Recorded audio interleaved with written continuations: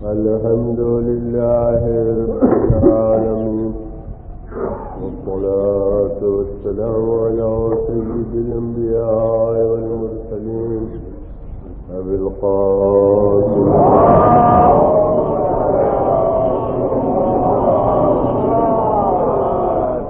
خاتم النبيين وآله الطيبين الطاهرين المعصومين. أما بعد، فقد قال الله سبحانه في كتابه المبين وهو أصدق الصادقين: جعلناك على شريعة من الأمر فاتبعها.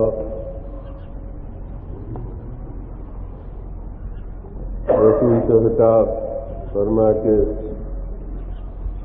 ارشاد ہو رہا ہے کہ ہم نے آپ کو ایک قانون شریعت پر قرار دیا ہے، تو آپ اس کی پیروی کیجیے.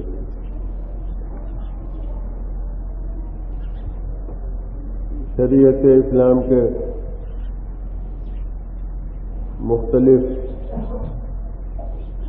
مسائل پر جو اہل زمانہ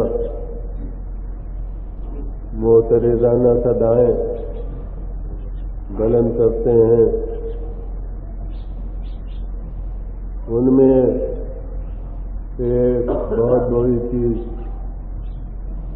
اس زمانے میں تعدد ازواج کی ہے.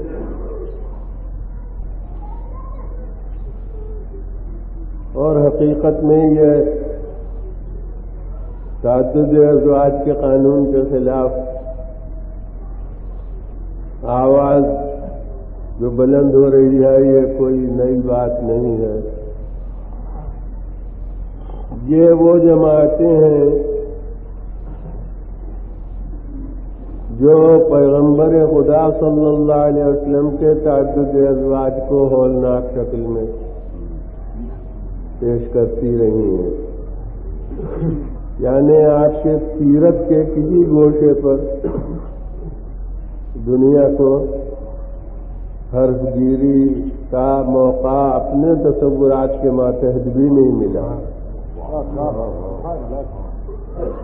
مگر صرف یہ ایک پہلو آپ کی زندگی کا ایسا ہے جو دنیا نے جسے وحشت کی نگاہ سے دیکھا اور جس پر اس کا ذہن مطمئن کبھی نہیں ہوا. اور یہ مطمئن ہونا بھی، یہ مطمئن نہ ہونا بھی کوئی خاص چیز نہیں ہے، بلکہ یہ وہ جماعتیں ہیں جو اس پر ذرا وحشت کے ساتھ نظر ڈالتی ہیں. وہ جماعتیں ہیں جنہوں نے اصل شادی ہی کو، تعلقات ازدواجی ہی کو کوئی بلند درجہ نہیں دیا ہے.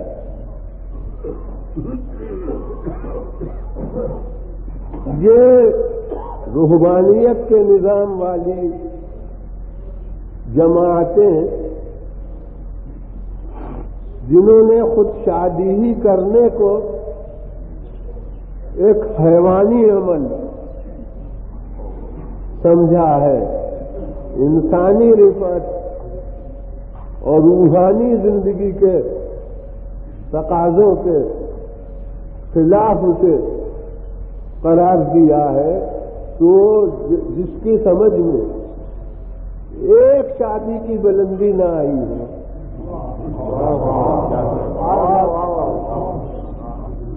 وہ پھر کثرت ازواج کے بارے میں جتنے بھی پریشان ہو وہ اس کے معیار نظر کے لحاظ سے حق بجانب ہے.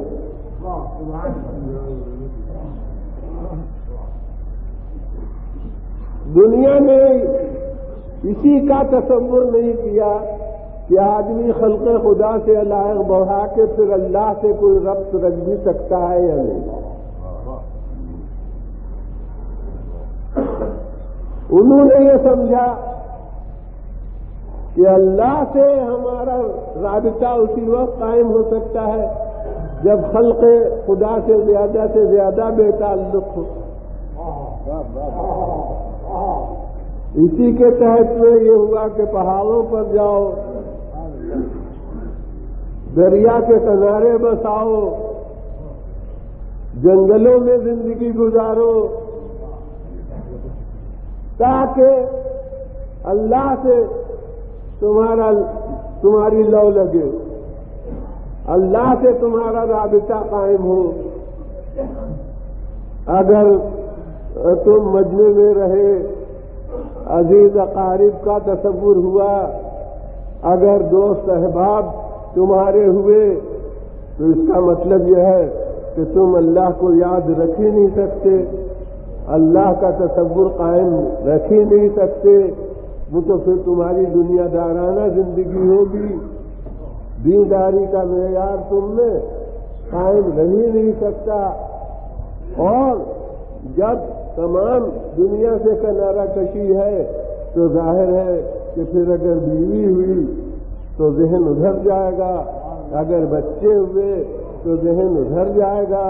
لہذا خدا کو تم یاد ہی کیوں کر رکھ سکو گے، خدا سے تمہارا تعلق ہی قائم کیوں کر رہ سکے گا. تو جو ایک بیوی کے ہوتے ہوئے خدا سے تعلق کا تصور نہ کر سکے، وہ بھلا 4 بیویوں کے ساتھ خدا سے لو لگانے کا تصور کیا کرے گا. اور جب 4 بیویوں کو اس کا ضمیر قبول نہ کرے گا تو اگر کسی سیرت حیات میں 9 بیویوں کا نام دیکھ لے تو وہ سمجھے گا کہ ایسا شخص بھلا رہبر دین کیوں کر ہو سکتا ہے، ایسا شخص روحانیت کا معلم کیوں کر ہو سکتا ہے. تو معلوم ہوا کہ اس سب کا سرچشمہ تصور رہبانیت ہے.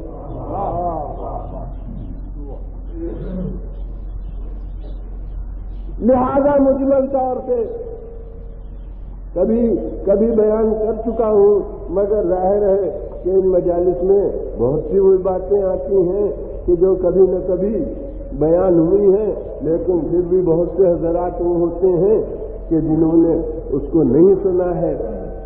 تو حضور دنیا نے جو یہ یاد الہی کا تصور خیال رکھا ہے، اس کی مثال جو میری سمجھ میں آتی ہے وہ آپ کے عام نظام زندگی سے آپ کو مختلف قسم کے طالب علموں کا مشاہدہ کرنے کا موقع ملتا ہوگا، اپنے دوستوں میں، اپنے عزیزوں میں، اور شاید اس مجمع میں ماشاءاللہ جو جوان اور نوجوان ہیں ان میں خود ہی بھی مختلف قسم کے افراد ہوں کہ جو خود ان پر گزرتی ہو کہ جناب گھر میں بیٹھے کتاب کا مطالعہ کرنے، امتحان سر پر ہے، امتحان قریب ہے، تو گھر میں مختلف اشخاص آپس میں باتیں کرنے لگے. اب کتاب آنکھوں کے سامنے ہے، ذہن ادھر چلا گیا، حروف نظر سے اوجھل ہو گئے، آنکھیں حروف پر ہیں مگر پھر بھی حروف دکھائی نہیں دے رہے، اس لیے کہ ذہن متوجہ نہیں. حضور کسی وقت کہ اور لوگ باتیں نہ کرنے لگے، کوئی بچہ ہی رونے لگا، اب ذہن اس کے رونے کی طرف چلا گیا، تو اب ایسا بیچارہ طالب علم اور امتحان ہے سر پر، تو مجبوراً اسے کوئی ویرانہ تلاش کرنا پڑتا ہے، مجبوراً اسے کوئی خالی مکان تلاش کرنا پڑتا ہے، نہر کے کنارے جاتے ہیں، دریاؤں کے ساحل پر جاتے ہیں، تاکہ وہاں جائیں کہ کوئی ادھر ادھر کی آواز نہ آئے، بس ہم ہو اور کتاب ہو، تب تیاری امتحان کی ہو سکے۔ مجھے معلوم ہے ایسے افراد کہ انہوں نے کہا کہ گھر سے وہ غائب رہتے ہیں، آج کل بیچارے کو امتحان کی تیاری کرنا ہے۔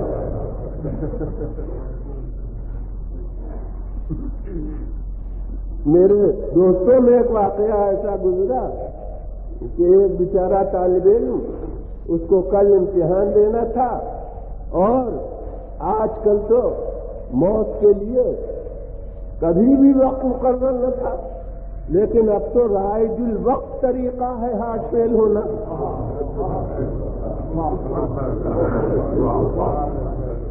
لہذا اس کی خبر کسی کو بھی نہیں ہوتی۔ پہلے اگر کچھ خبر ہوتی بھی بآثار و قرائن، تو اب بہت زیادہ بے خبری ہو گئی ہے۔ نتیجہ یہ ہے کہ صاحبزادے امتحان کی تیاری کے سلسلے میں کسی دریا کے کنارے تھے اور والد بزرگوار کا انتقال ہو گیا۔ لوگ جہاں جہاں تصور ہو سکتا تھا وہاں ڈھونڈ لیا اور پتہ نہ چلا۔ نتیجہ یہ ہے کہ صاحبزادے وہاں رہے اور یہاں والد کی تجہیز و تکفین کا سامان ہو گیا، اس لیے کہ وہ امتحان کی تیاری میں مصروف تھی۔ کوئی قابل اعتراض بات نہ تھی،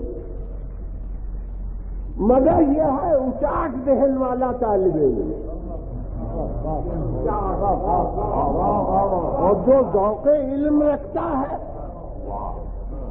وہ تو مجمع میں بھی ہے، لیکن جب کتاب سامنے آئی تو اب کتاب میں غرق ہو گیا۔ اب یہ بھی تجربے ہے کہ جب وہ کتاب دیکھ رہا ہے تو کوئی صدا دے رہا ہے، وہ نہیں سن رہا ہے، اسی کی کوئی بات ہو رہی ہے مگر اس کا ذہن متوجہ نہیں ہو رہا ہے۔ تو بس دنیا نے یاد الہی کا تصور اس اچاٹ ذہن والے طالب علم کا سا کیا ہے کہ بھائی مجبوراً اللہ کو یاد تو کرنا ہے۔ اگر مجمع میں گھر میں یاد کرنا ممکن ہوتا تو خیر، مگر وہ ہو ہی نہیں سکتا۔ وہ جدھر جو منظر سامنے آیا ادھری ذہن چلا جائے گا، جو بھی آواز آئی ادھر ذہن متوجہ ہو جائے گا۔ تو لہذا کوئی کھڈر ہو، کوئی دریا کا کنارہ ہو، وہاں جا کے اللہ کو یاد کریں۔ تو میں کہتا ہوں کہ پھر یہ اللہ کو یاد رکھنا کارنامہ کون سا ہے؟ میں اس کو یوں کہا کرتا ہوں کہ جب جنگل ہے، سنسان مقام ہے، نہ عزیز ہے، نہ اقارب ہیں، نہ دوست ہیں، نہ احباب ہیں، نہ بیوی ہے، نہ بچے ہیں، تو اب خدا نہ یاد آئے گا تو کون یاد آئے گا؟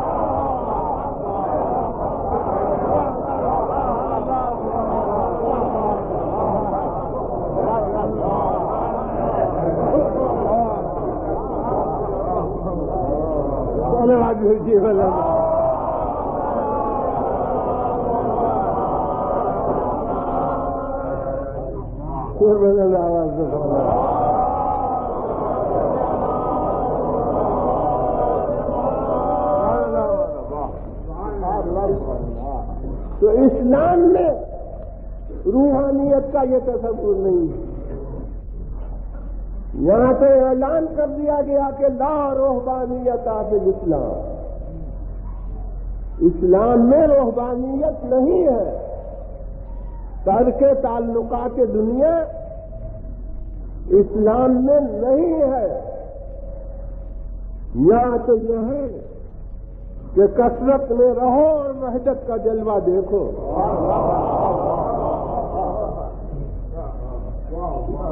یہاں تو یہ ہے کہ تمام تعلقات تمہارے ساتھ وابستہ ہوں، مگر ان تعلقات کے باوجود اللہ کے یاد سے غافل نہ ہو.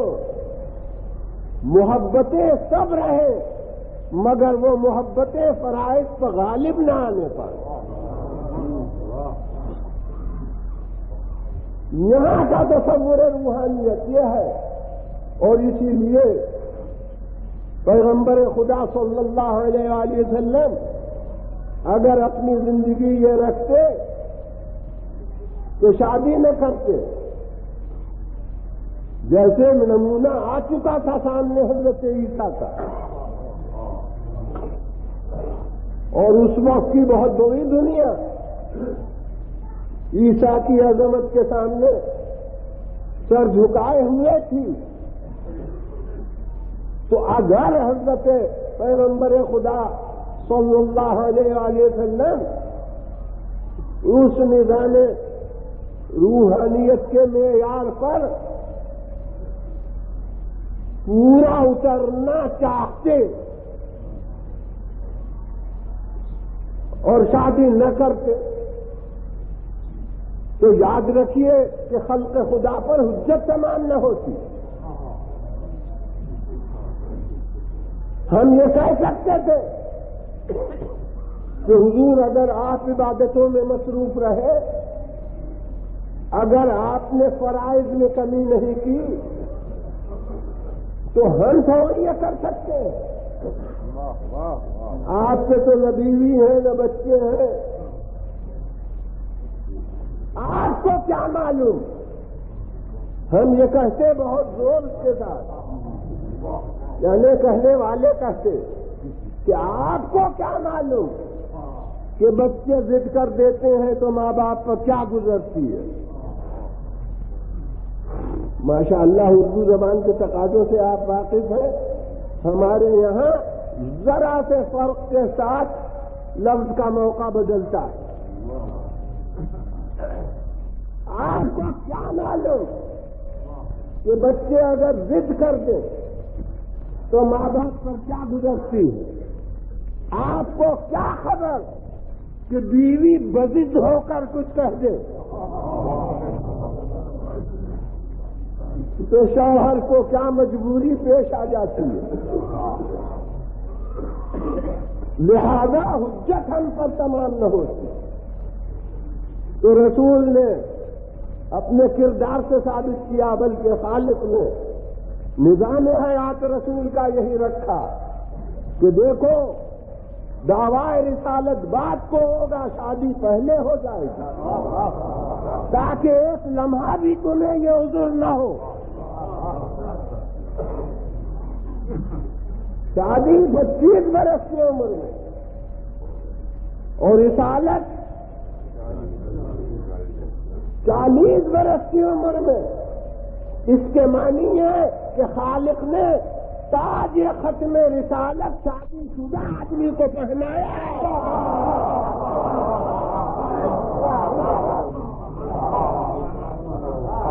حقیقت میں جب تک شادی نہیں ہوئی ہے آدمی کی زندگی مکمل ہی نہیں ہے، اور جب مکمل نہیں ہے تو وہ رہنمائے خلق ہونے کا حق نہیں رکھتا. بات دیجیے بولے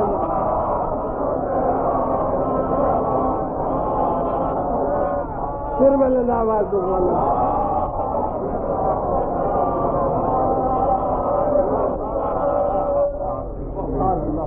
معلوم ہوا کہ ضرورت یہاں تھی کہ پہلے نظام ازدواجی کے پابندیوں میں اسیر ہو جائے، اس کے بعد اعلان رسالت فرمائے.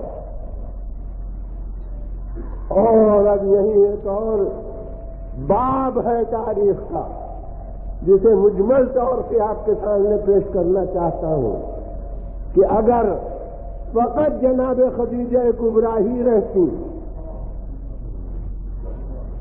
تو پھر بھی دنیا کہہ سکتی تھی کہ حضور آپ کو تو ایک ملی، حسن اتفاق سے آپ کے موافق مزاج،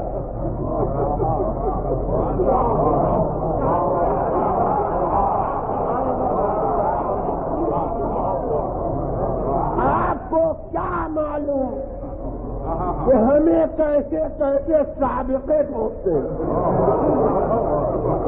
لہذا پھر بھی حجت رسالت ختم نہ ہوتی تو ضرورت تھی کہ زندگی پیغمبر میں وہ دور بھی آئے جب یہ حجت ختم ہو جائے، پیغمبر دنیا کو بتا دے کہ دیکھو ہر مزاج کی، ہر طبیعت کی، ہر عورت کے ساتھ نباہ کرتے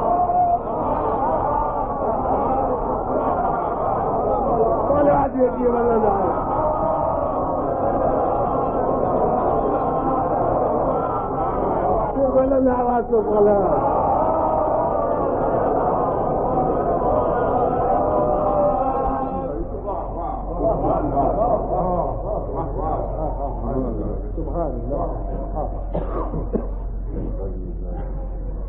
تو رسول خدا صلی اللہ علیہ وسلم کی زندگی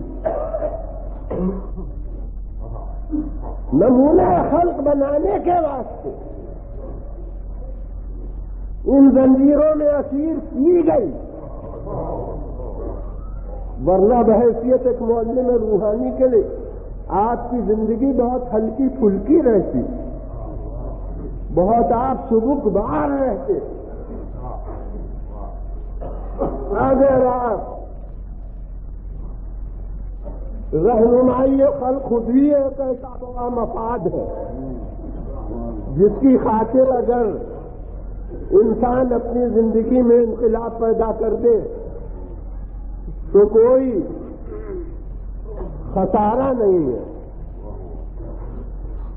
یہ تو نمونے بے شمار آپ کے سامنے ہے کہ لوگوں کو اپنے کو اگر گویا تاریخ دنیا ثابت کرنا ہے تو نہیں کرتے شادی، یہ تو بے شمار نمونے آپ کے ملک میں تو اسے ڈھونڈنے کہیں نہیں جانا، تو اس کی پیروی کون مشکل ہے؟ اور بہت سے افراد ہیں جو رہنمائی خود کے مدعی نہیں ہے، وہ بھی آپ کے سامنے مثالیں اس کی پیش کرتے ہیں۔ یہ تو بہت آسان صورت معلوم ہوتی ہے، میں تو کہتا ہوں جہاد حیات سے فرار ہے۔ دیجیے بلندہ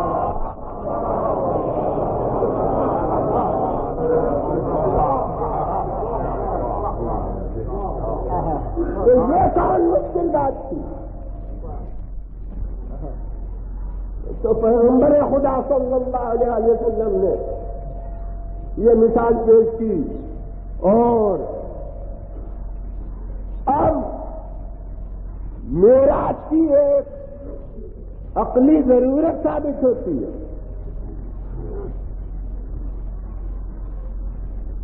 وہ یہ ہے کہ دنیا نے یہ سمجھا تھا کہ یہ علائق دنیا میں گرفتاری انسان کو اتنا گراں بنا دیتی ہے کہ اب اس کی روحانیت کم ہو جاتی ہے۔ اور ایک نمونہ میں کہتا ہوں عبوری دور کے مسالے کی بنا پر، ورنہ ہم جناب عیسیٰ کو بھی معصوم مانتے ہیں، مگر عبوری دور کے مسالے خالق کے تھے۔ خود نمونہ زندگی بتا رہا تھا کہ دائمی نمونہ نہیں ہے،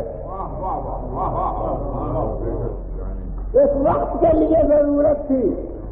اور اس کی مثال میں یوں دیتا ہوں کہ جب بچے پڑھنے بیٹھتے ہیں تو ان کے سامنے حروف الگ الگ شکل میں پہلے لائے جاتے ہیں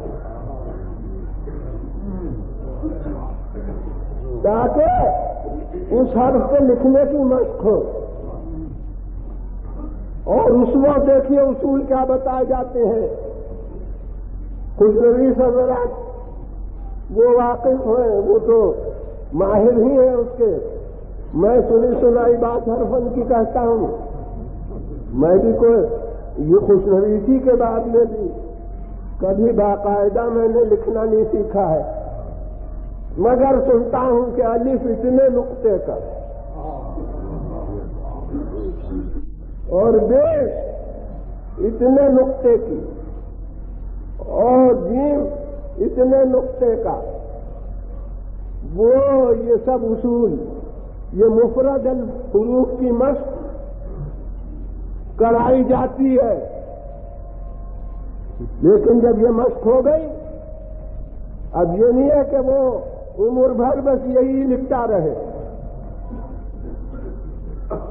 جی نہیں، یہ ایک پیش خیمہ تھا، تمہید تھی۔ اب جب ان حروف کی مشق ہو گئی اب حروف ملا ملا کر لکھوانے کی مشق کرائی گئی، تو اب دیکھیے ہر حرف اپنے قد و قامت کے لحاظ سے گھٹا، اب بے کا سر رہ گیا اور قد و قامت ختم، جو الف کے ساتھ ملایا،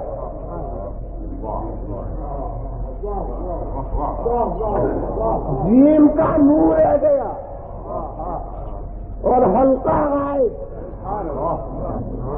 جب الف کے ساتھ ملایا یا بے کے ساتھ ملایا، کسی بھی دوسرے حرف کے ساتھ ملایا، قاف کا صرف وہ حلقہ رہ گیا اوپر کا، وہ گلائی رہ گئی، اور اس کے بعد وہ نیچے کا دور ختم ہو گیا۔ جب اس کے ساتھ ملایا تو نگاہ ظاہر میں تو ہر حرف گھٹا، مگر دنیا بتائے کہ معیار تعلیم اونچا ہوا یا نیچا؟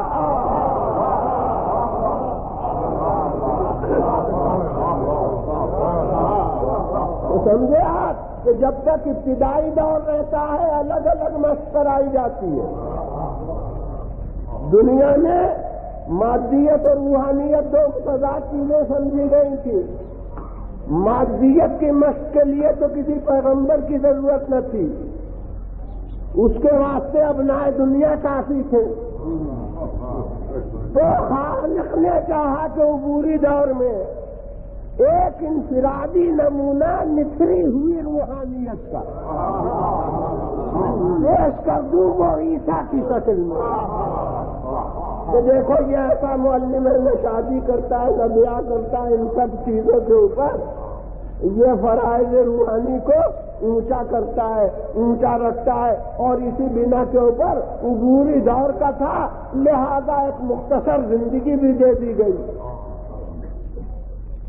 صرف 33 برس کی عمر میں دنیا سے اٹھ گئے، ایک نمونہ پیش کر دیا، لیکن یہ تعلیم کی نوعیت خود بتا رہی تھی کہ یہ مستقل نہیں ہے، کیونکہ اگر مستقل یہ تعلیم ہو تو ہر آدمی کے لیے معیار بلندی یہی ہو کہ وہ شادی بیاہ نہ کرے، پھر صفحہ حیات نقش وجود انسانی سے خالی ہو جائے۔ تو دین وہ دین تھوڑی ہے جو پیغام بنا دے، دین تو وہ دین ہے جو ارتقاء یافتہ بقا کی تعلیم دے۔ معلوم ہوا کہ یہ عبوری دور کے لیے تھا، اب جب معیار اونچا ہوا تو اسے ملا دیا گیا۔ اب یہاں یہ ہے کہ نہ دین کی خاطر دنیا کو چھوڑو، نہ دنیا کی خاطر دین کو چھوڑو۔ جیسے بیست کے پہلے شادی کر کے یہ ان علائق میں گرفتار ہوگا، اسی طرح دیکھو بیست کے پہلے تجارت کرے گا، یعنی خالق یہ تجارت پیشہ افراد کو مبارکباد دیجیے کہ جس طرح خالق نے رسول بنایا اس فرد کو جو شادی شدہ ہے، اسی طرح میں کہتا ہوں تجارت اتنی معزز چیز ہے کہ تاجر کو اس نے ختم المرسلین بنایا۔ تشریف لائیے ڈائمنڈ کیسٹ سینٹر، نزدیک شیعہ کالج، بزازار، لکھنؤ۔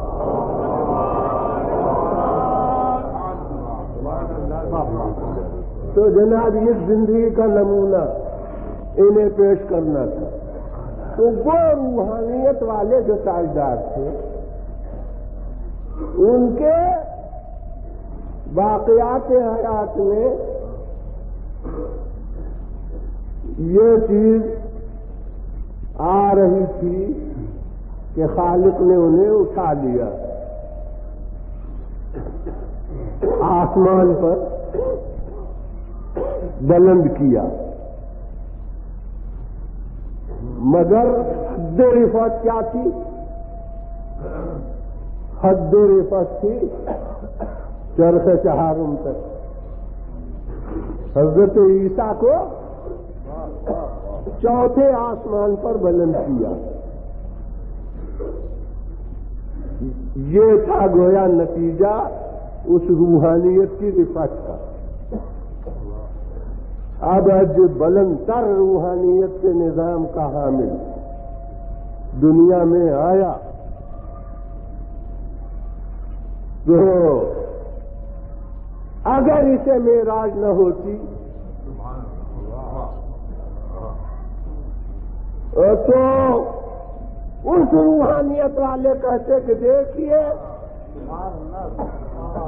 وہ تو ان باتوں کے بعد تو روحانیت گھٹتی ہی ہے، نظام کی رفعت ثابت نہ ہوتی اگر معراج نہ ہوتی.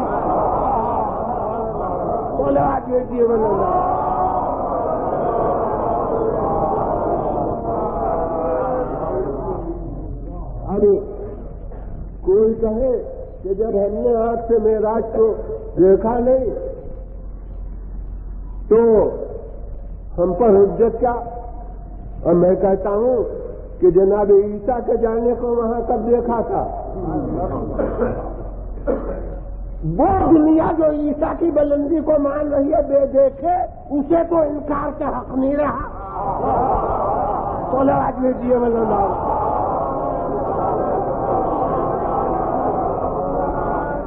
پھر بلند آواز سے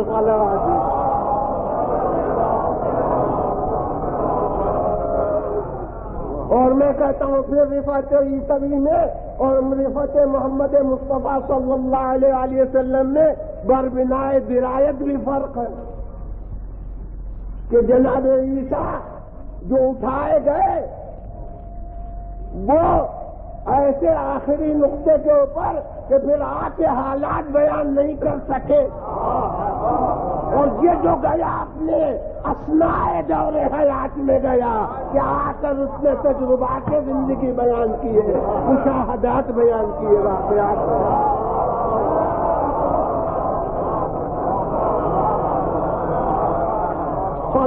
جی بولنا.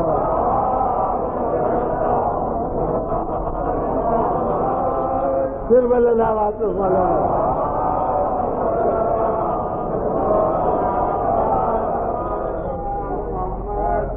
اور اب اس بحث پر پھر ہلکا سا چیٹا ڈال دو جس کے لیے ہمارے نامک صاحب نے پتا بھی آپ کے سامنے بہت دیا.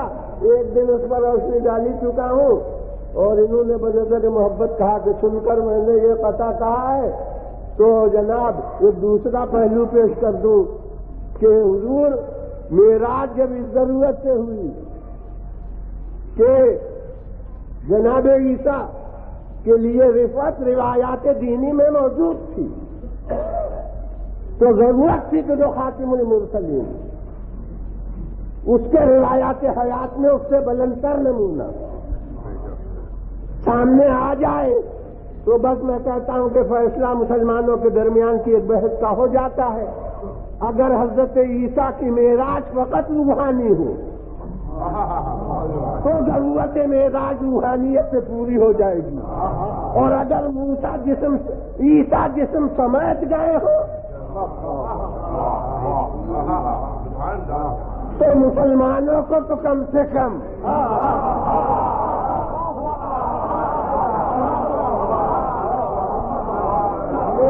جسمانی کا انکار نہیں کرنا چاہیے. صلوات میں جی بولنا.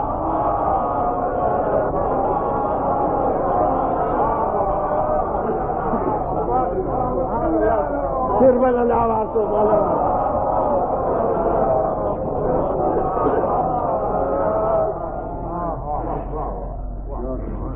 اور اب اسی کے تحت میں ایک دوسرا موجودہ زمانے کے لحاظ سے عرض کر دوں.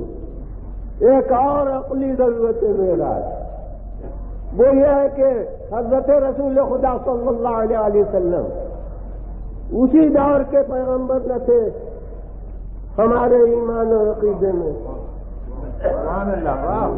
بلکہ وہ قیامت تک کے معلم تھے. اور معلم کو جب تک اس کی تعلیم ہے، جب تک دنیا کو اس سے فیض حاصل کرنا ہے، ان سے بالا تر ہونا چاہیے ذہنی بلندیوں میں. اب دنیا کہاں تک ترقی کر رہی ہے سب کو معلوم ہے. حضور ایسی ایسی ترقیاں کہ کبھی ہم سوچ نہیں سکتے تھے، وہ اب مشاہدے میں آ رہی ہیں. ایک وقت میں اگر کہا جاتا کہ یہاں سے بیٹھ کر اور تم عراق کی آواز سنو گے تو یقین آتا. ارے عراق کا کیا ذکر کہا جاتا، بمبئی کی آواز سنو گے تو یقین نہ آتا. لیکن اب تو ہر چائے خانے میں بیٹھ کر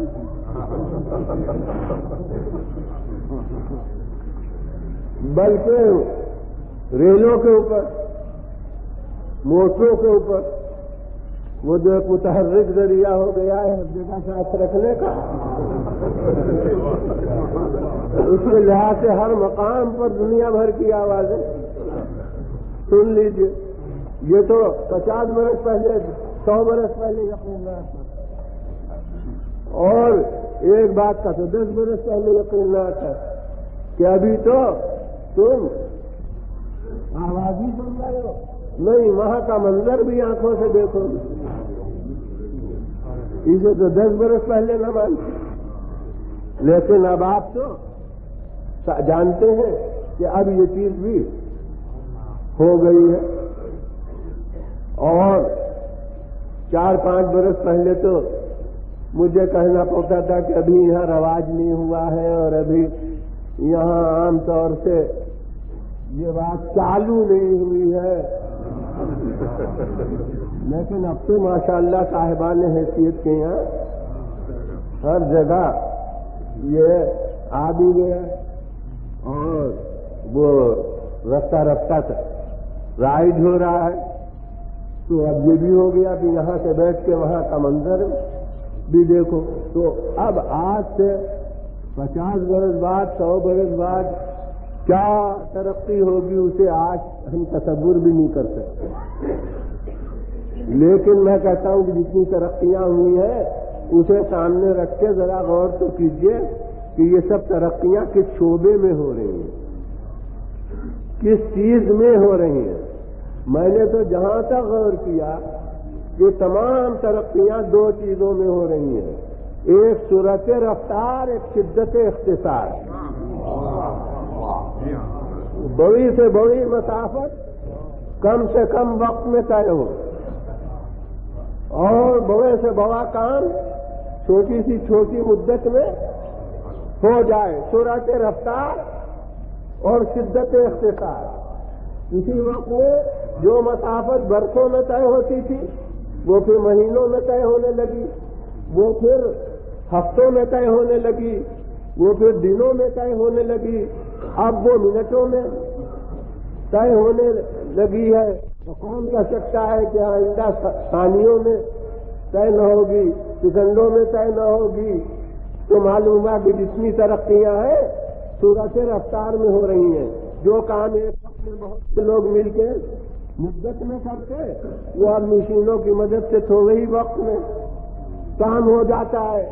تو سرعت رفتار اور شدت اختصار بس ضرورت تھی کہ جسے قیامت تک کے واسطے معلم بنایا گیا ہے اس کے واقعات حیات میں ایک مثال ایسی ہو کہ دنیا لاکھ ترقی کرے مگر پیچھے ہی رہے گی، آگے نہیں بڑھ سکے گی، تو وہ اس سے بڑھ کے کیا ہے کہ جا کر ہو آئے اور زنجیریں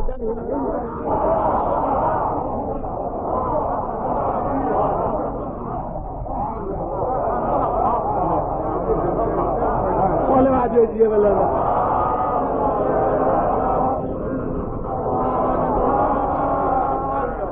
اور سنا آپ نے جب وہ پیغمبر دنیا میں بھیجے گئے تو انسان کے سمت سفر 4 تھی، مشرق مغرب جنوب شمال۔ اگر صرف اسی وقت کے لیے مثال ہوتے تو بس اسی دنیا میں گھما پھرا کر بھیج دیے جاتے، مگر بھیجنے والے کو معلوم تھا کہ انسان کی سمت سفر بدلے گی، یہ چاند تک جانے کی کوشش کرے گا، یہ مریخ تک پہنچنے کے لیے پر تولے گا، اور کون کہہ سکتا ہے کہ ستارہ زحل تک نہ پہنچ سکے گا؟ اسے معلوم تھا کہ سمت سفر بدلے گی، لہذا ضرورت تھی کہ قیامت تک کے واسطے جسے معلم بنایا گیا ہے اسے اس سمت میں اتنی دور تک پہنچا دیا جائے کہ چاہے انسان چاند تک پہنچ جائے، چاہے مریخ تک پہنچ جائے، چاہے ستارے زحل تک پہنچ جائے، مگر وہ محمد مصطفیٰ کا روندا ہوا راستہ۔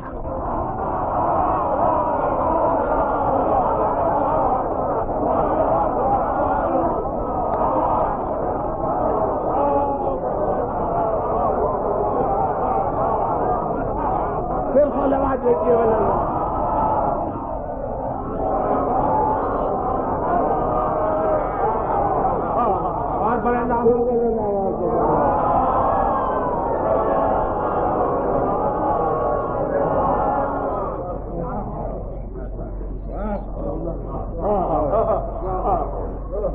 تو جناب یہ ہے اس وقت عقلی ضرورت معراج جو میرے خیال میں تمام نوع انسانی کے واسطے مثال میں ہونا چاہیے تھی۔ تو بس وہ جس کے لیے میں نے یہ بیان کیا اسے بھولا نہیں ہوں۔ میں کہتا ہوں کہ جب یہ ہے ضرورت معراج تو اب تمام مسلمان سمجھ لیں کہ یہ چاند تک جانے والے اگر روحانی طور پر جا رہے ہوں تو معراج روحانی مان لیجیے، اور اگر یہ سب جسمانی طور پر جا رہے ہوں تو اپنے پیغمبر کو ان سے کم نہ سمجھ۔ تشریف لائیے ڈائمنڈ کیسٹ سینٹر، نزدیک شیعہ کالج، بزازال، لکھنؤ۔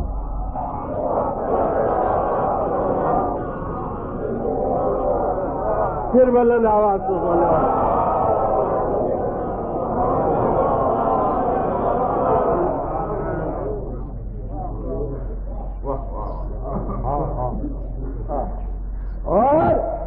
اور ان کی رفعت روحانی دیکھیے،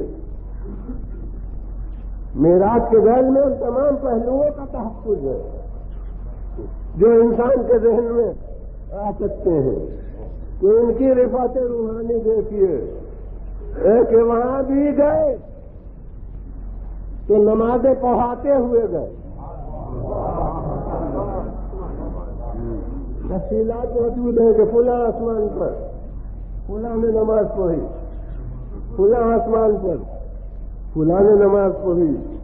وہ جب اصل معراج آپ نے ہم نے آنکھوں سے نہیں دیکھی، لیکن اگر آنکھوں سے نہ دیکھتے نہ سوال ہو تو جبرائیل کو بھی کب آتے ہم نے دیکھا، قرآن کو اترتے بھی کب دیکھا۔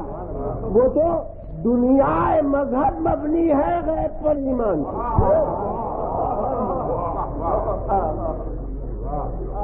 تو جناب جس نے معراج بیان کی اس نے یہ نمازوں کا پڑھانا بھی بیان کیا کہ اس آسمان پر اس نے نماز پڑھی، اور ان میں سے صرف ایک حضرت عیسیٰ ہے جو اس معنی سے زندہ ہے جس معنی سے ہم زندگی کا تصور رکھتے ہیں، ورنہ آدم نے نماز پڑھی، نوح نے نماز پڑھی، کسی حکمران پر حضرت ابراہیم نے اقتدا کی تو وہ سب اس معنی سے زندہ نہیں ہے.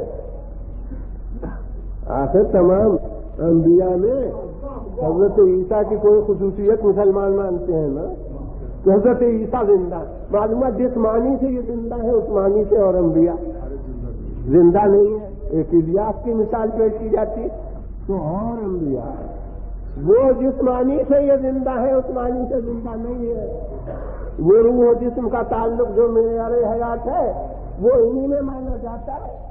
اور ان کے پیچھے صفوف انبیاء نے نمازیں پڑھی, صفوف ملائکہ نے نمازیں پڑھی. کچھ آپ نے محسوس کیا کہ یہ اس نظام روحانیت والا معلم جو جسمانیت سمیت ترقی کرتا ہے تو پھر لطافت کی منزل میں ہو جاتا ہے کہ خالق ارواح کو بھی مقتدی ہونا پڑتا ہے. اور یہ ان کا مقتدا ہوتا ہے.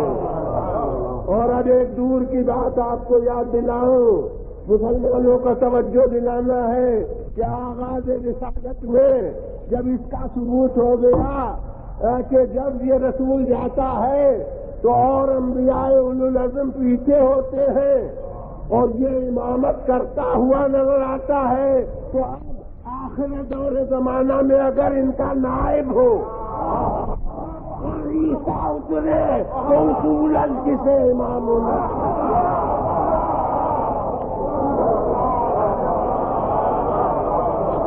دیجیے بلا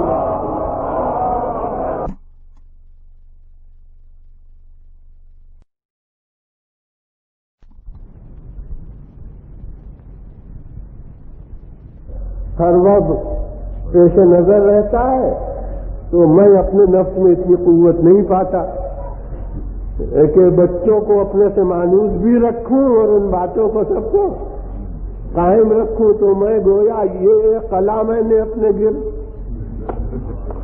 بنا لیا ہے کہ کوئی بچہ مجھ سے زیادہ مانوس ہی نہیں ہوتا. تو اگر پیغمبر خدا صلی اللہ علیہ وسلم کا کردار یہی ہوتا تو لوگ کہتے ہوتے اتنے مصروف آدمی تھے کہ انہیں بچوں کی طرف کوئی توجہ بھی نہ تھی. لیکن رسول خدا صلی اللہ علیہ وسلم نے یہ مثال پیش کر دی کہ دیکھو بچوں کے ساتھ محبت کے نمونے بھی میرے ایسے ہیں جو جزو تاریخ بنتے ہیں.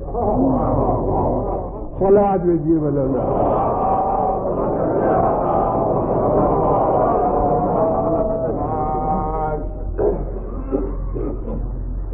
اب یہ اور بات ہے کہ کردار کی نوعیت کے لحاظ سے کچھ بچوں کے ساتھ جو کردار ہو اسے ہم کہیں کہ یہ فقط نواسے ہونے کا تقاضا نہیں ہے,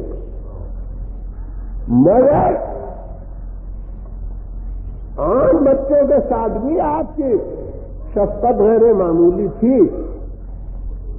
ہاں جن بچوں کے ساتھ کچھ خاص عمل ہے ان میں سے بعض اعمال بعض کردار ایسے ہیں جن کی نوعیت بتاتی ہے کہ یہ فقط بچے ہونے کا, فقط نواسے ہونے کا, فقط اولاد ہونے کا نتیجہ نہیں.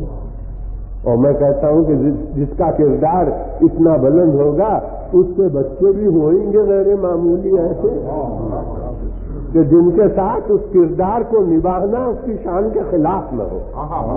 یہ قدرت کا عطیہ ہے کہ اس نے رسول کو اولاد بھی ایسی عطا فرمائی تھی.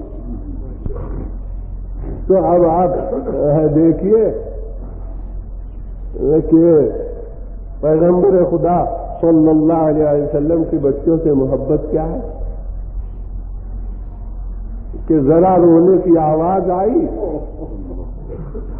اور آپ بیت شرف میں تشریف لائے اور فرمایا کہ فاطمہ اس کے رونے سے مجھے اذیت ہوتی.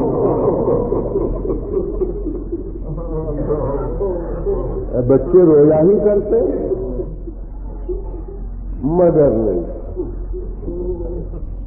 رسول جس کام میں مصروف ہو اسے چھوڑ کر آئیں گے گھر سے, فرمائیں گے اس بچے کے رونے کی آواز سے بڑی اذیت محسوس ہوتی, وہ تو رونے نہ پائے. خطبہ پڑھ رہے ہیں، شہزادے دروازے مسجد سے داخل ہوئے،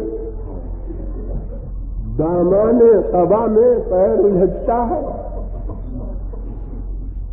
شہزادہ گر پڑتا ہے۔ بتائیے غیر معمولی بات کیا ہے؟ بچے راستہ چلتے میں گراہی کرتے، پھر رسول کی زندگی میں یہ ممکن نہیں تھا کہ حسین گرے اور کوئی بہت اٹھا نہ لے۔ پیغمبر خاموش بھی رہتے تو حاضرین میں سے کوئی نہ کوئی جاتا اور اٹھا لیتا، اور بہت زیادہ اگر توجہ تھی تو کسی کا نام لے کر پکار کے فرما دیتے خصوصی طور پر کہ دیکھو میرا حسین گرا ہے، ذرا اٹھا لو، مگر نہیں، پیغمبر جو ہی دیکھتے ہیں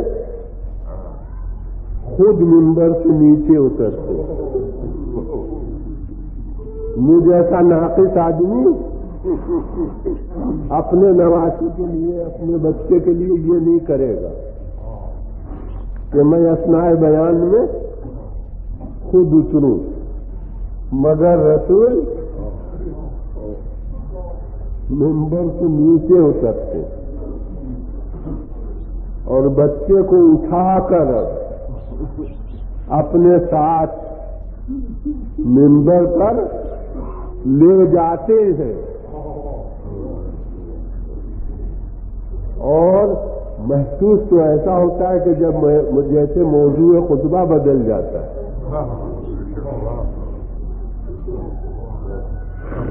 اور اب جو خطبہ ہو رہا ہے میں سمجھتا ہوں وہی بچے کی اہمیت دکھانے کے لیے کافی ہے۔ فرماتے ہیں حاذا حسین فعرفوہ وفضلوہ وانصروہ، دیکھو یہ حسین ہے، اسے پہچان لو اور اس کی فضیلت کو سمجھو اور اس کی مدد کرنا۔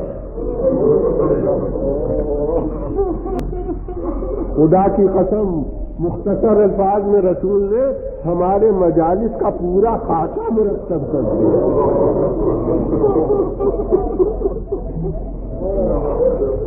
چاہے 1 گھنٹے کی تقریر ہو، چاہے 2 گھنٹے کی تقریر ہو، کسی بھی ذاکر کی، مگر اس میں ہوتا کیا ہے؟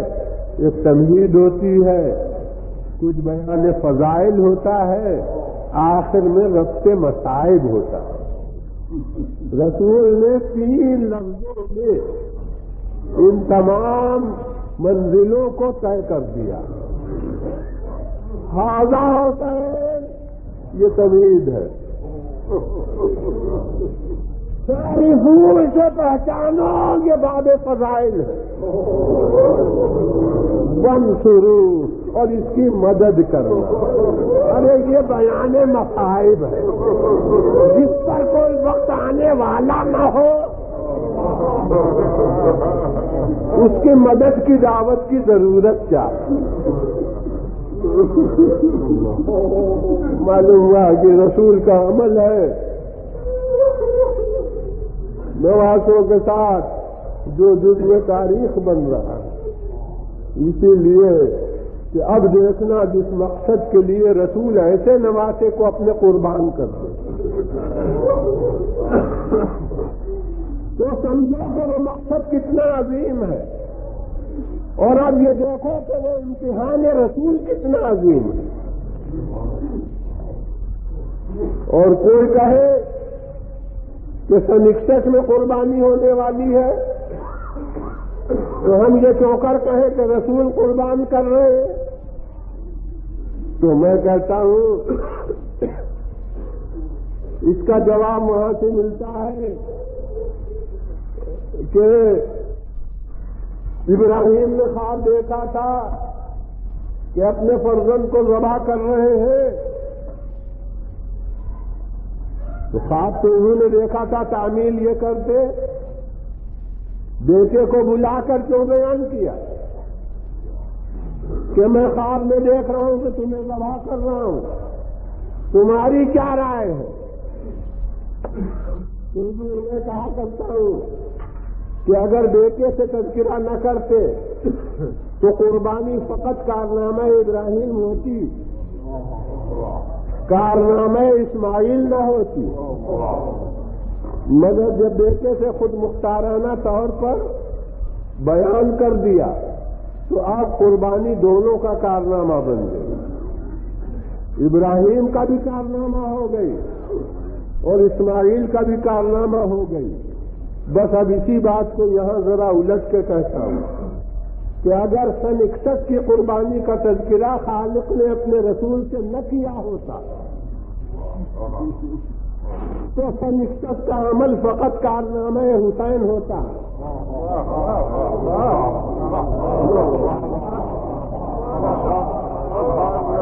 کارنامہ رسول نہ ہوتا۔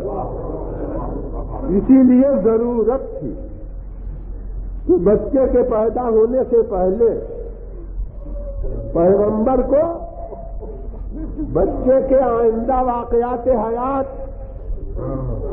بتا دیے جائیں، اور کب بتائے گئے اس کی تاریخ ہم نہیں بتا سکتے، مگر جب پیغمبر کی زبان پر بات آئی تو ہمیں معلوم ہوا کہ بتایا جا چکا۔ تو پیغمبر کی زبان پر بات کب آئی؟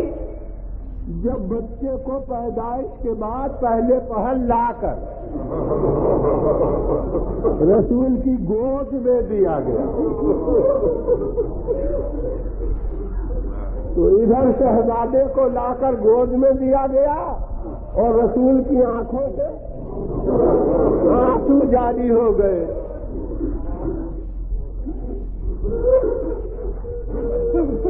لانے جو فرض لائی تھی جناب اسما بنت امیس کا نام ہے اور کسی کا ہے کہ انہوں نے حیرت سے کہا کہ یا رسول اللہ یہ تو خوش ہونے کا موقع ہے، یہ رنج کا کیا محل ہے؟ فرمایا تمہیں خبر نہیں اس پر کیا مصائب پڑے۔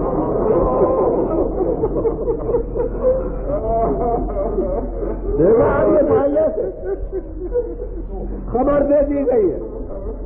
اب کارنامہ کربلا فقط حسین کا عمل نہیں ہے بلکہ رسول کا عمل ہے، اور فقط خبر نہیں دی گئی ہے۔ اب یہ ہمارے روایات ہیں، بہار میں ہے علامہ مجلسی کے کہ کاغذ بھیجا گیا، پیغمبر سے دستخط لیے گئے۔ اسماعیل کو فقط خبر نہیں دی گئی تھی، کہا گیا تھا تمہاری کیا رائے ہے، تو سمجھ لیجئے کہ مقصد فقط خبر دینے سے پورا نہیں ہوتا، نہیں، رسول سے پوچھا گیا کہ تمہارا نواسا قربان ہو، تمہیں منظور ہے؟ پیغمبر نے کہا ہاں منظور، اور ہاں جناب، فقط امتحان رسول ہوتا تو بس رسول کو بتا دیا جاتا، نہیں، روایت میں ہے کہ پیغمبر نے علی کو بلایا، فرمایا یا علی تمہارا فرزند راہ خدا میں قربان ہو، تمہیں منظور ہے؟ علی نے کہا ہاں منظور ہے، اور اسی کم عمری کے دور میں حسن مجتبیٰ کو بلایا گیا۔ حسن سے کہا تمہارا چھوٹا بھائی یوں راہ خدا میں قربان ہو، تمہیں منظور ہے؟ حسن نے کہا مجھے منظور، مگر رسول سے بڑھ کے نفسیات بشر سے واقف کون ہو سکتا ہے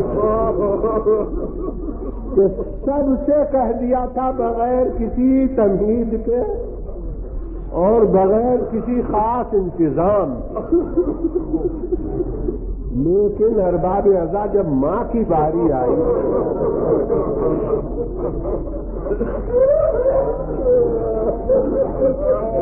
میں کہوں گا یا رسول اللہ ماں سے ذکر ہی کیوں کیجیے؟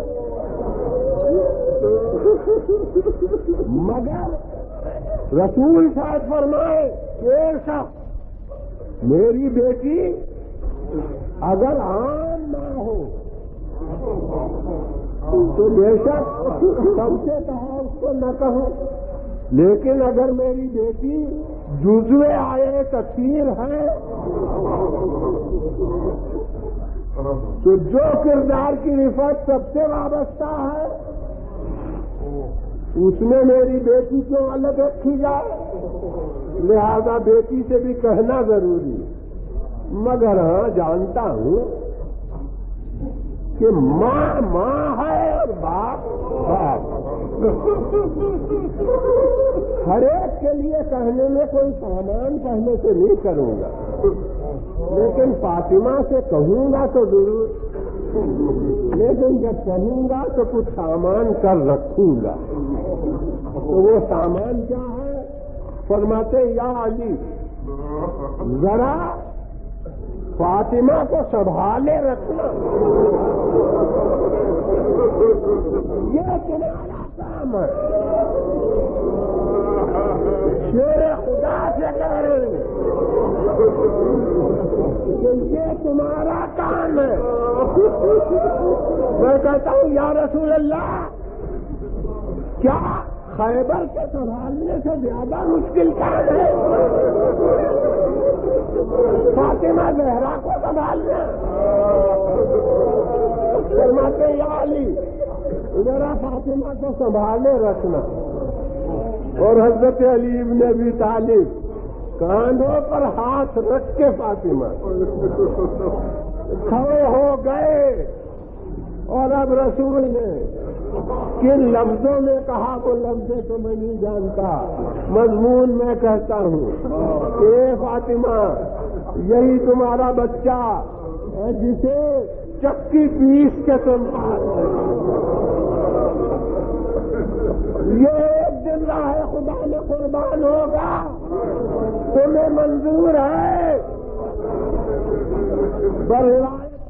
یہ لفظ نہیں ہے، مگر جو حقیقت میرے سامنے ہے اس کے لحاظ سے میں جیسے چشم دل سے دیکھ رہا ہوں، میں کہتا ہوں وہ حقیقت اسی انداز میں میری سمجھ میں آئی ہے کہ فاطمہ غش کھا کے باٹ کو گری، کہہ دیا منظور۔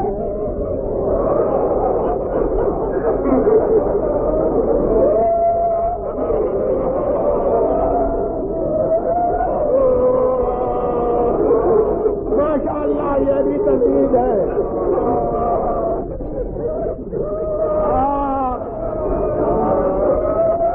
جو ہے ذکر حسین کی تاثیر اس کے تقاضے کو ادا کر رہے ہیں۔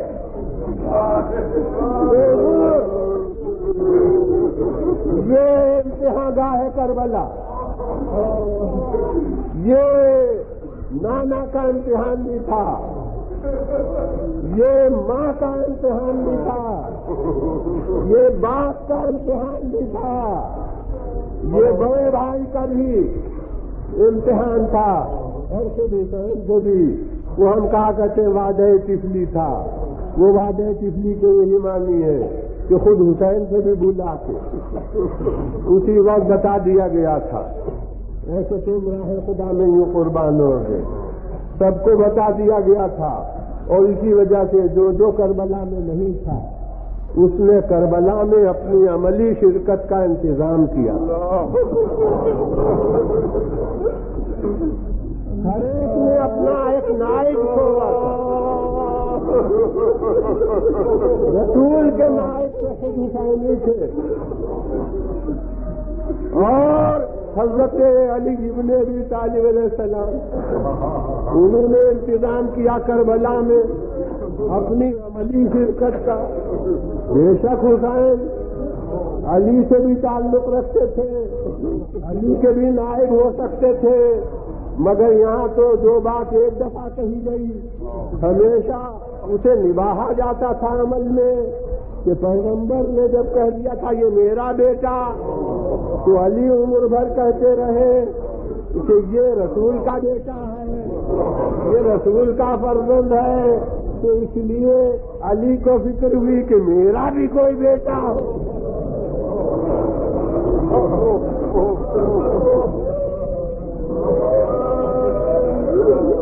اس کے لیے ابو الفضل العباس کو چھوڑا۔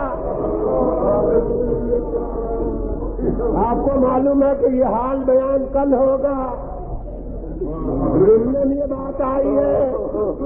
اور ہاں ارباب اعضاء ماں سے جو کہہ دیا گیا تھا کہ بیٹا ہی کیا کم تھا اس کی نمائندگی کے لیے، مگر ماں سمجھ رہی تھی کہ بحیثیت ماں کے میرا جو عمل ہے اس کے لیے بھی تو کوئی نائب ہونا چاہیے۔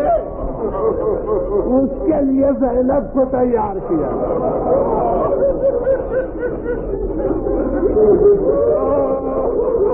یہ جانشینی ہے فاطمہ کرے کسی اور دن کی مجلس ہوتی تو ان منزلوں کو میں بعد میں بیان کرتا، مگر ارباب اعضاء آج ساتویں کی مجلس۔ مجھے معلوم ہے کہ ساتویں کو آپ کس شہزادے کے ذکر کے مستحق وہ حسن مجتبیٰ سے جو کہا گیا تھا حسن کو بھی امتحان کربلا میں شرکت کرنا تھی، اس لیے انہوں نے بھی اس کا انتظام کیا، مگر ان کا جو بیٹا اس منزل امتحان میں آنے کا علم الہی میں زیادہ موضوع تھا، وہ بیٹا کربلا میں حد بلوغ تک نہیں پہنچا۔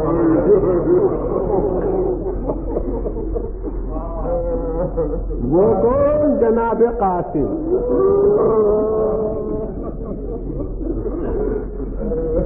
تاریخ میں یہ فکرہ ہے کہ لم یبلغ الحلم، یہ بالغ نہیں ہوئے تھے۔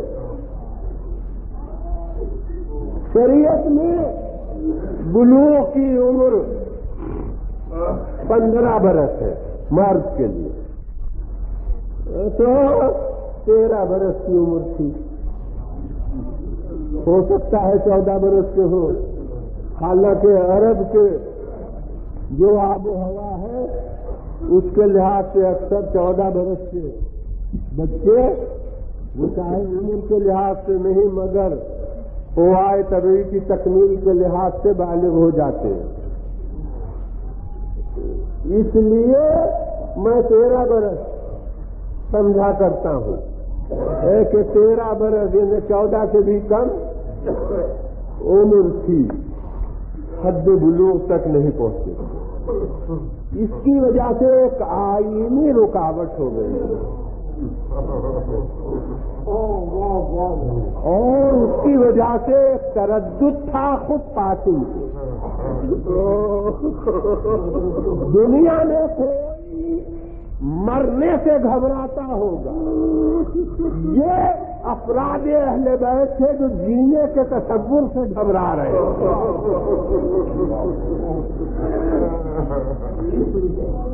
کربلا میں کیا مہم درپیش آئے گی اس کا چرچا گھر میں برابر سنتے ہی رہے تھے کہ کبھی یہ منزل پیش آئے گی، تو جب اپنی کمسنی پر نظر جاتی تھی تو یہ تردد ہوتا تھا کہ کہیں میری کمسنی میرے لیے رکاوٹ کا باعث نہ بن جائے۔ علی اکبر کو کوئی فکر نہیں ہوتی تھی، عباس کو کوئی تردد نہیں تھا، مگر شہزادہ قاسم ان کو یہ تردد ہوتا تھا۔ ہاں ہمارے مرثیہ گو حضرات نے جناب اول محمد کو بھی کمسن نظم کیا ہے، مگر تاریخ کے لحاظ سے ہمیں ان کا کمسن ہونا ثابت نہیں ہوتا۔ کمسنی یعنی نابالغی کا جو ثبوت ہے وہ کربلا کے مجاہدین نے حضرت قاسم کے لیے،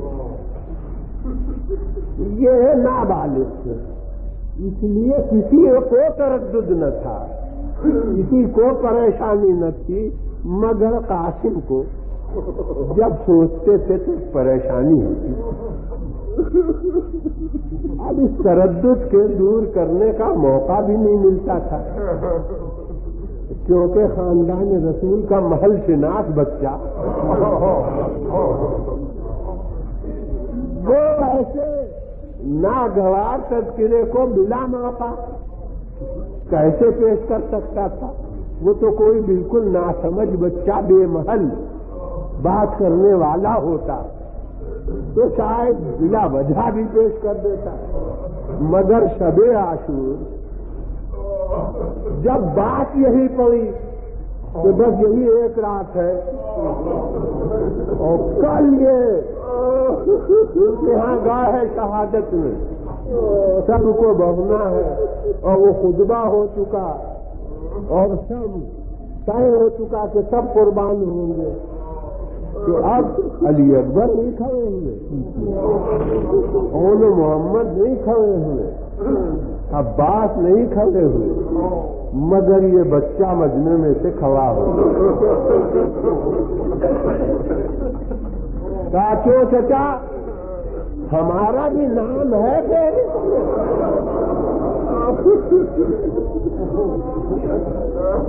ہم بھی اس شہادت کو حاصل کریں گے؟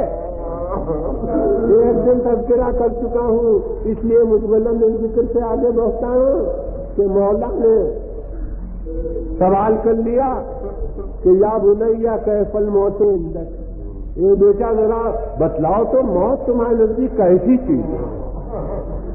بھائی یہ سننا تھا کہ شہزادے نے جواب دیا، جواب ایسا ہے ماشاء اللہ ذوق رکھنے والے ادب کے ہیں کہ میں کہتا ہوں کہ انداز جواب سے کمسنی سے پکی ہے، کوئی بڑا یہ مثال نہیں دے سکتا۔ بھائی یہ مولا کا کہنا تھا کہ فطرت کی سادگی کے ساتھ قاسم نے کہا کہ ارے موت کو آپ پوچھتے کیسی چیز ہے؟ یا ہم نے اہلا من الاسل، ارے وہ تو شہد سے زیادہ میٹھی چیز ہے۔ معلوم ہو گیا شہد شہزادے کو بہت پسند ہے، شہد سے زیادہ شیریں چیز ہے۔ اب امام نے جواب دیا کہ اے بیٹا ارے کل تو وہ دن ہے کہ تمہارا کیا ذکر، تمہارا ننا بھائی علی اصغر وہ بھی میدان شہادت میں جائے گا۔ بس یہ سننا تھا، خاندان رسالت کا غیور بچہ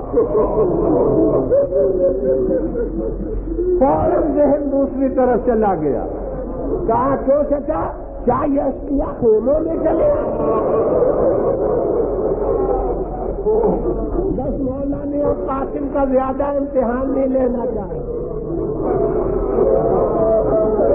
فرمایا نہیں میری زندگی میں یہ نہیں ہو سکتا،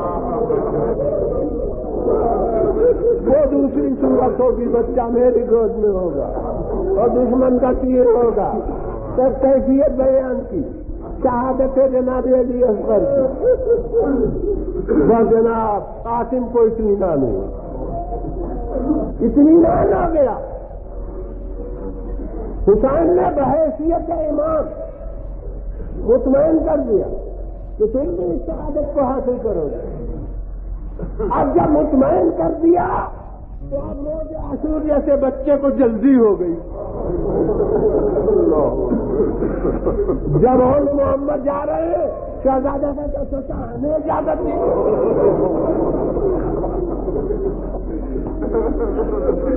مگر اب مولا یہ نہیں فرماتے، یہ نہیں کہتے کہ نہیں ابھی نہیں، اب انداز یہ ہے کہ تمہیں میں نہیں بھیج سکتا، لیجیے اول محمد کے جنازے آ گئے، قاسم رہ گئے۔ جب فرزندان مسلم جانے لگے، فرزندان عقیل جانے لگے، ہر منزل پر شہزادے نے کہا چچا ہاں کا تمہیں میں کیوں کر بھیجی، یعنی انداز جیسے قطعی انکار۔ اب جو قاسم پریشان ہے کہ رات کو اطمینان تو دلا دیا تھا مگر اجازت تو دیتے ہی نہیں، تسلی بھی کوئی نہیں دے رہے ہیں کہ بعد میں وقت آئے گا، تو قطعی انکار کر رہے ہیں، مجبوری ظاہر کر رہے ہیں کہ تمہیں میں نہیں بھیج سکتا، تمہیں میں نہیں بھیج سکتا۔ اب قاسم پریشان، اتنا اصرار کیا اور اتنا انکار سنا کہ تھک کر قاسم جیسے نا امید ہو کر ایک عمود خیمہ کے سہارے سے جا کر بیٹھ گئے، سر جھکا، اجازت تو دیتے ہی نہیں، کروں کیا؟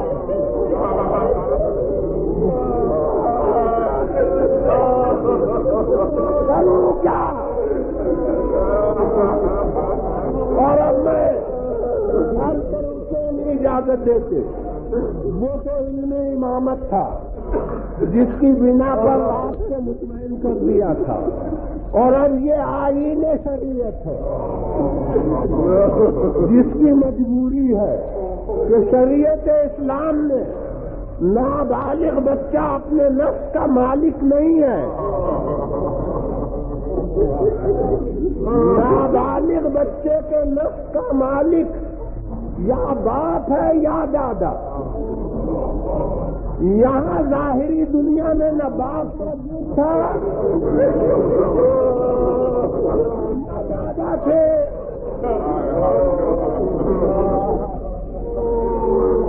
اب امام کس طرح اجازت دے؟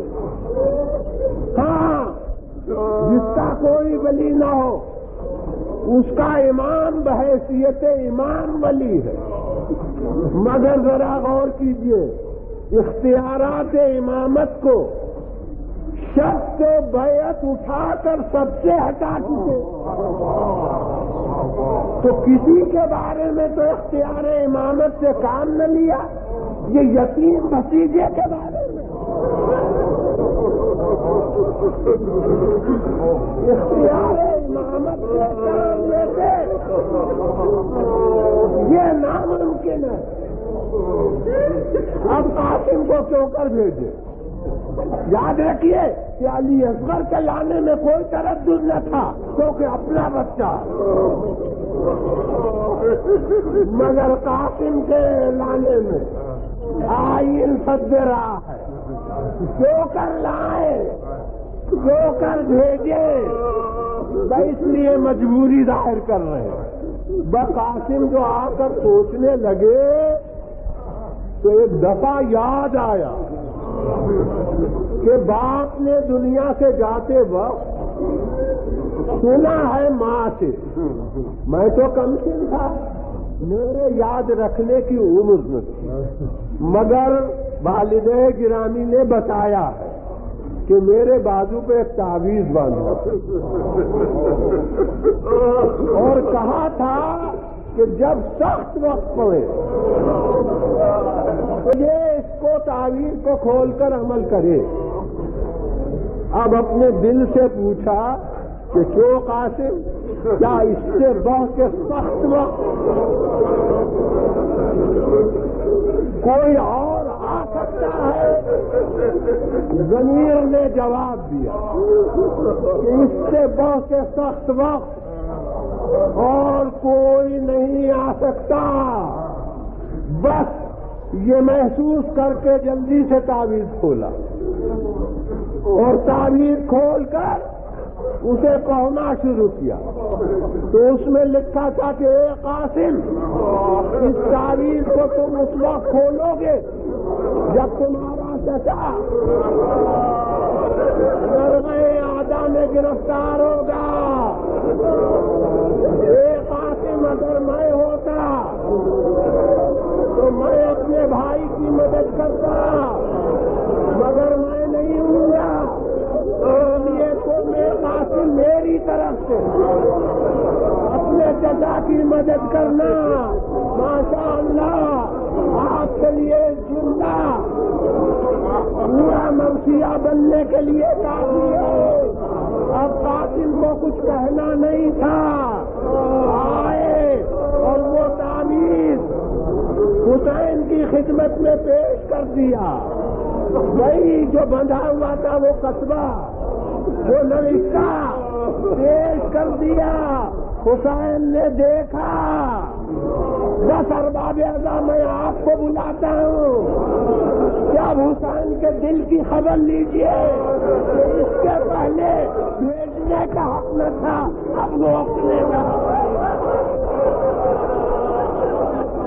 یہ تھا کہ بھتیجے کو گلے سے لگا کے اتنا روئے،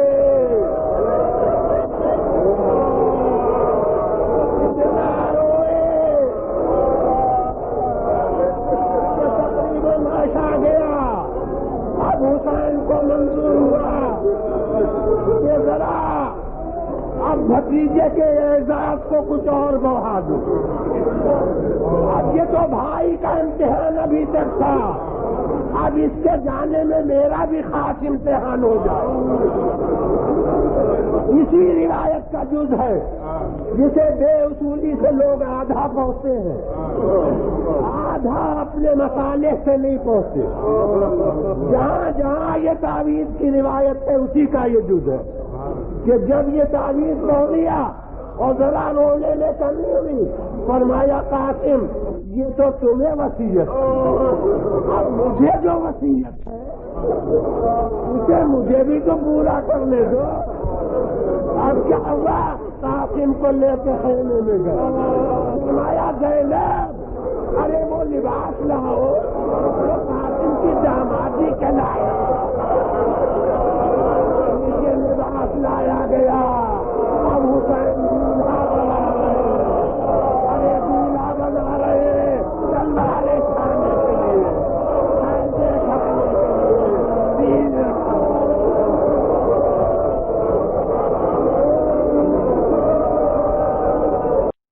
youtube.com کے لیے مہاکوی مرزا جمال کی پیشکش۔